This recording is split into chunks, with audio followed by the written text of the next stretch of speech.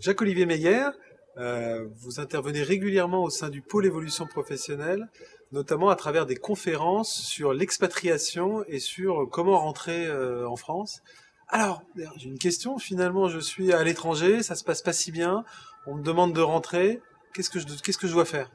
Alors, il y a deux possibilités. Soit vous êtes dans l'urgence la plus absolue, et on pourrait dire un peu cruellement que vous avez à compter sur votre réseau en France, sur vos amis, vos proches et vos connaissances, beaucoup plus que sur la DRH ou les opérationnels de votre société.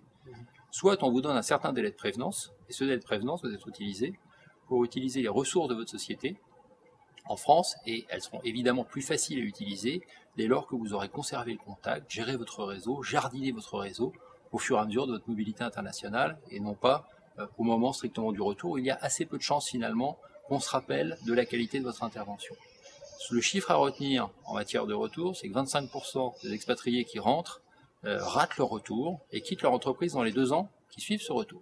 Ceci étant dit, avec un certain nombre de mesures pratiques, et de mesures pratiques en particulier qui sont prises au moment du départ ou pendant le séjour, on réduit ce taux d'échec de beaucoup.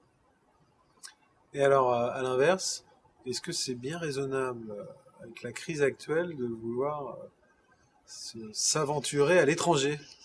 Alors, le bon sens ferait dire non, la réalité fait dire oui. Pourquoi? Parce qu'il n'y a jamais eu autant de Français à l'étranger. Vous avez aujourd'hui 2 millions de Français qui travaillent à l'étranger. 2 millions avec les binationaux, leurs familles. Enfin, c'est en proportion de la population française, la communauté nationale au sein de l'Europe qui est la plus internationale. Vous pouvez prendre n'importe quel autre peuple des 28 États d'Europe, eh bien aucun n'est aussi international que les Français. Donc, c'est prudent, ça se fait beaucoup. Il y a ceci dit un certain nombre de conditions clés à remplir pour réussir. Partir à l'étranger, c'est non seulement gagner une opportunité professionnelle, mais c'est également un changement personnel, un changement familial, un changement sur le plan du statut, du contrat, de la rémunération, de la fiscalité. Donc celui ou celle qui ne partira à l'étranger en ne pensant qu'être attiré par un job, un poste précis et qui négligerait les 3 autres points, ferait probablement une erreur grave, au sens que ça réduirait ses chances de succès, non seulement au moment de son arrivée dans le pays, mais a fortiori au moment du retour. Alors, dernière question, j'avais lu une étude d'un des derniers Harvard Business Review sur les gens qui ont réussi, les gens qui sont tout en haut.